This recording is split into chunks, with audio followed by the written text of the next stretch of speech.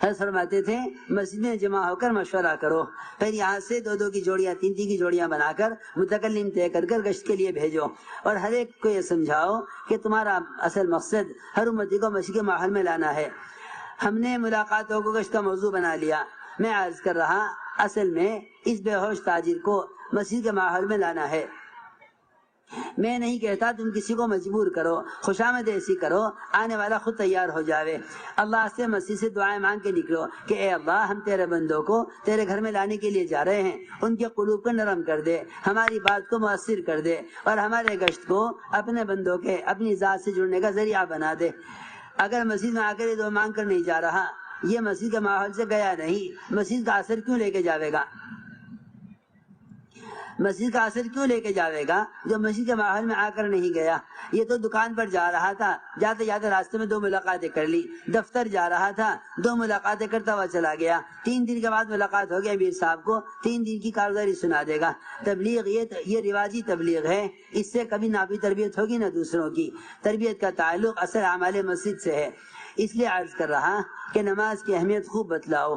یہ تو مسلمانوں کے مجمع سے یہ کہتے ہوئے شرم آتی ہے کہ نماز نہیں چھوڑیں گے، کیونکہ نماز کے پڑھنے کا حکم اور نماز کے چھوڑنے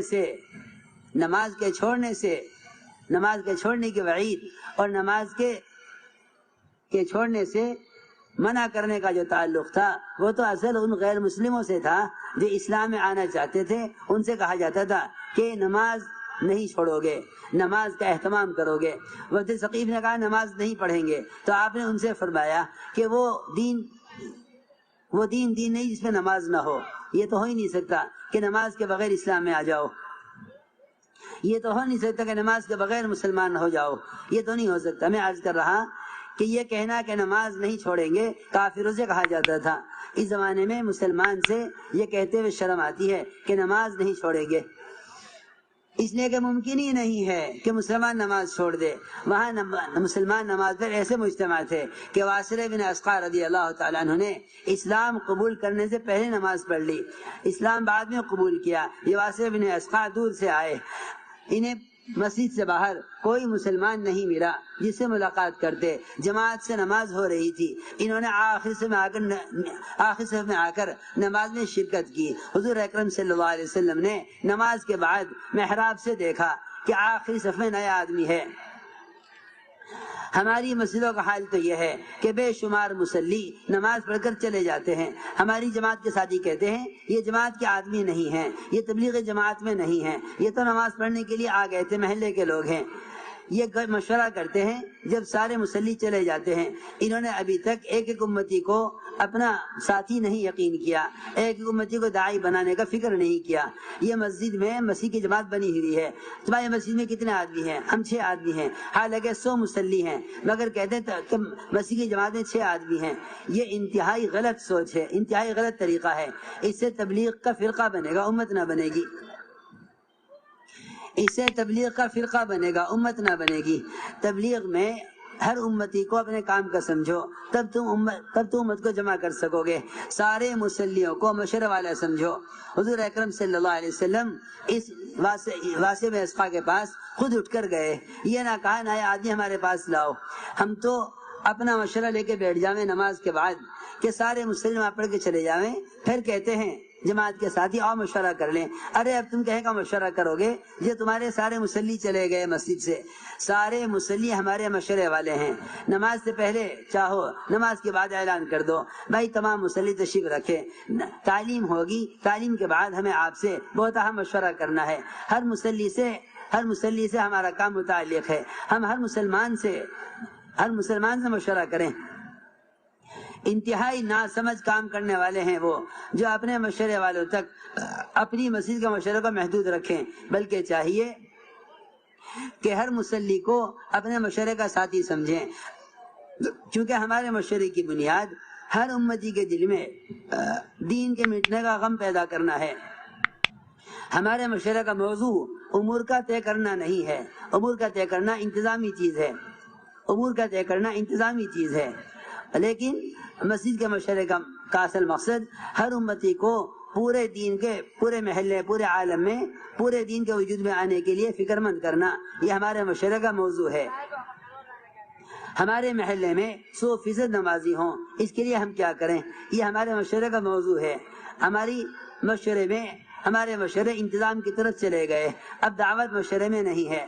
تم دیکھ لو مشوروں میں، چاہے مشورے صوبائی سطح کے ہوں، ملکی سطح کے ہوں، تم امور سوچنے کے لیے مشورہ کرتے ہو، حالانکہ مشورے کی بنیاد یہ ہے کہ ساری انسانی ہدایت پر کیسے آوے اور سارا محلہ 100% نماز پر کیسے آوے، یہ مشورے کی بنیاد ہے۔ اگر یہ مشورے کی بنیاد ہے پھر تو آپ ہر مسلی کے محتاج ہوں گے اس سے رائے لینے کے لیے۔ اس لیے کہہ رہا کہ تم یہ نہ سوچا کرو کہ بھئی ہمارے جماعت کے ساتھی کون کون ہیں، اسی خیال نے ہمیں ہر مسجد میں ایک فرقہ بنا دیا۔ محلے کے مسلمان تبلیغ والوں کو تبلیغی جماعت کی نظر سے دیکھتے ہیں، اپنے آپ کو اس ذمہ داری کے اعتبار سے نہیں سوچتے، حالانکہ یہ غلطی ہماری ہے ان کی نہیں۔ ہم نے ان کو اپنا ساتھی سمجھ کر کام نہیں لیا، بلکہ انہیں یہ سمجھتے رہے کہ یہ ہماری جماعت میں سے نہیں ہیں۔ کتنی نکمے پن کی بات ہے، کتنی غلط سوچ ہے۔ ہمیں چاہیے ہم ہر مسلی کو اپنا سمجھیں۔ واصلہ ابن اسقع نے ابھی اسلام قبول نہیں کیا لیکن نماز پہلے پڑھ لی۔ حضور اکرم صلی اللہ علیہ وسلم نے دیکھا ان کی مسجد میں ایک نیا آدمی آیا ہے۔ حضور اکرم صلی اللہ علیہ وسلم محراب سے اٹھ کر ساری صفوں کے بعد آخری صف میں واصلہ ابن اسقع کے پاس پہنچے اور جا کر فرمایا کہاں سے آنا ہوا، کون ہو، کیوں آئے ہو؟ انہوں نے کہا اسلام قبول کرنے آیا ہوں۔ حضور اکرم صلی اللہ علیہ وسلم نے اپنی مسجد میں نئے آنے والے کو اور جو ابھی اسلام میں داخل ہو رہا ہے اس کو بھی یہ کہہ کر دعوت دی کہ کون سے ہجرت کرو گے، مستقل ہمارے ساتھ رہ کر اس کام کو کرو گے دعوت کے، یا اسلام قبول کر کے اپنے علاقے میں واپس جاؤ گے۔ دونوں ہجرتیں سامنے رکھی۔ ایک نئے آدمی کو بھی عمر بھر اس کام کے کرنے کے لیے اپنے ساتھ رہنے کی دعوت دی۔ ہم یوں سمجھتے ہیں کہ تبلیغ میں پوری زندگی لگانے والے کے لیے کون تیار ہے؟ وہاں واصلہ بن اسقع کی بھی یہ تشکیل ہو رہی کہ تم بہتر تو یہ کہ ہمارے ہی ساتھ رہو، ہجرت کر کے یہیں آ جاؤ۔ میرے دوستوں، عزیزوں، بزرگوں، حضور اکرم صلی اللہ علیہ وسلم اپنی مسجد میں آنے والے کو خود دعوت دے رہے، خود نماز سکھلا رہے۔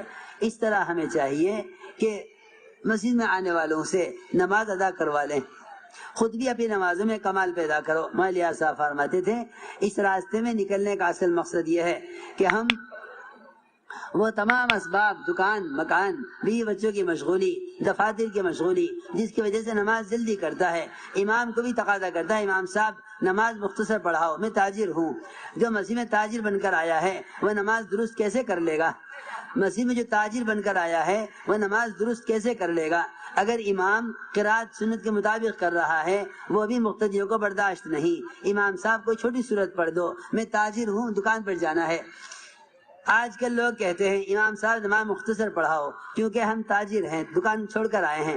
حدیث میں فرمایا من اما بقوم فلیخفف، اس حدیث کو استعمال کرتے ہیں نماز کو سنت سے بھی ہٹانے کے لیے۔ معاذ بن جبل رضی اللہ تعالیٰ عنہ نے عشاء کی نماز میں سورہ بقر پوری پڑھ ڈالی، سوا سپارہ ایک رکعت میں۔ صحابہ نے نماز اسی طرح پڑھی، عشاء کی نماز میں سورہ بقر پوری پڑھی۔ سید العلماء معاذ بن جبل رضی اللہ تعالیٰ عنہ نے، صحابہ نے جا کر عرض کیا حضور اکرم صلی اللہ علیہ وسلم سے کہ آپ تو نماز میں، عشاء کی نماز میں انا انزلنا والتین والزیتون اور واللیل اور اذا الشمس کورت پڑھتے ہیں، لیکن معاذ نے سورہ بقر پڑھی ہے۔ یہ سوال کے طور پر پوچھا تھا، یہ نہیں کہ ہم ایسی نماز نہیں پڑھیں گے، سوال کے طور پر پوچھا تھا کہ آپ کی نماز میں فرق ہو رہا ہے۔ انہوں نے عشاء میں پوری سورہ بقر پڑھی ہے، آپ وہ 3 نازلنا پڑھتے ہیں، اس فرق کی وجہ سے پوچھنے کے لیے آئے ہیں۔ آپ معاذ کو بلا کر فرمایا افتان انت یا معاذ، کہ معاذ کیا تم لوگوں کو اکتاہٹ میں ڈال دو گے نماز سے؟ آج کوئی سورہ بقر پڑھے عشاء کی نماز میں، ہم بھی یہ کہیں گے کہ نماز مختصر کرو۔ اس کا مطلب یہ نہیں کہ مصنوعی قرات کو بھی چھوڑ دیا جاوے۔ ائمہ حضرات کو چاہیے کہ رکوع سجدے اطمینان سے کریں۔ مسجدوں میں ائمہ کا نماز پڑھانا امت کو صحیح نماز کی تعلیم دینے کے لیے ہے، یہ مقتدیوں کے تابع نہیں ہیں، مقتدی ائمہ کے تابع ہیں۔ صحیح نماز صحیح نماز پڑھاؤ، صحیح نماز کی تعلیم دو۔ حدیث میں آتا ہے کہ جو شخص رکوع سے اٹھنے کے بعد اپنی کمر کو سیدھا نہ رکھے، اللہ اس کی نماز کی طرف نظر اٹھا کر دیکھتے نہیں ہیں۔ حدیث میں آتا ہے ایسی نماز اس کے منہ پر میلے کپڑے کی شکل میں دے کے ماری جاتی ہے۔ لوگ نماز پڑھتے ہیں، کاروبار بند ہو گیا، نماز پڑھی گاہک دکان پر نہ آیا، نماز پڑھی گھر میں چوری ہو گئی، نماز پڑھی دکان بند ہو گئی، آگے شکایت کرتے ہیں کہ نماز پڑھتے ہوئے بھی پریشانی کیوں آ رہی ہیں؟